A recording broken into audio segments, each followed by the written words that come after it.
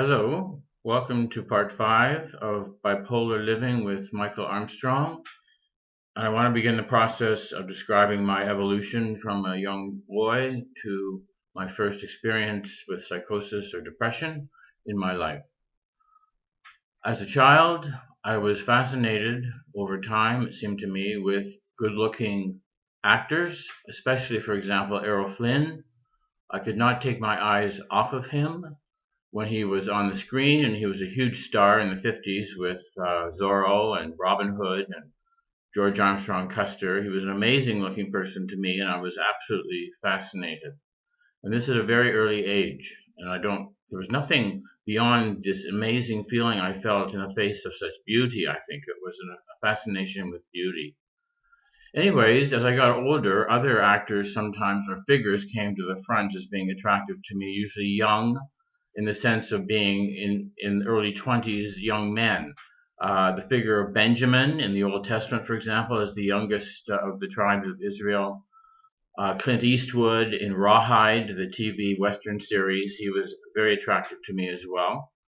And that's what I took with me into my teenage years. And as a teenager at high school, I went to an all-boys high school. I was always fascinated and struck by the beauty, the handsomeness of certain people in the school.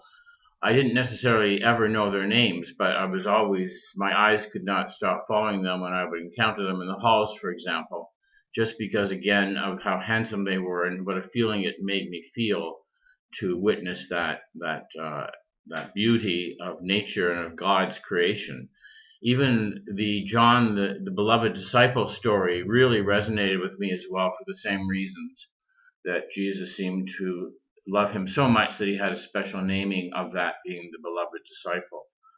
So moving towards the time when I would encounter the problem with my brain chemistry, I went through high school somewhat isolated in the sense uh, of communication with a whole bunch of other people or other young guys.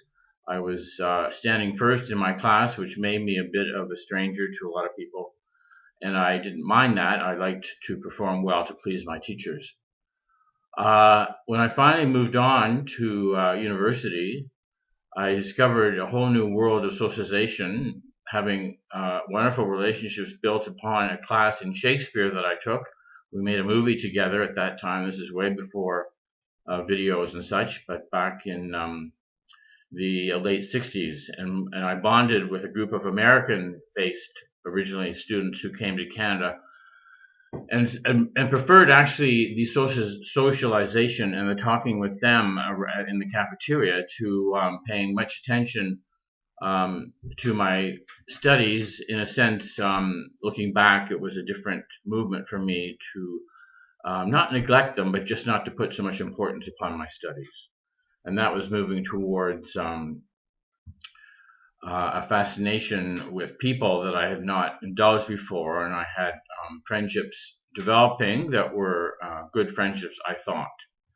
So with that in mind, I finished my first year university. I had an A average. I still maintained my work, but I was moving into a different plane, and by the time summer came around, 1970, after year one, I was going to be heading for trouble.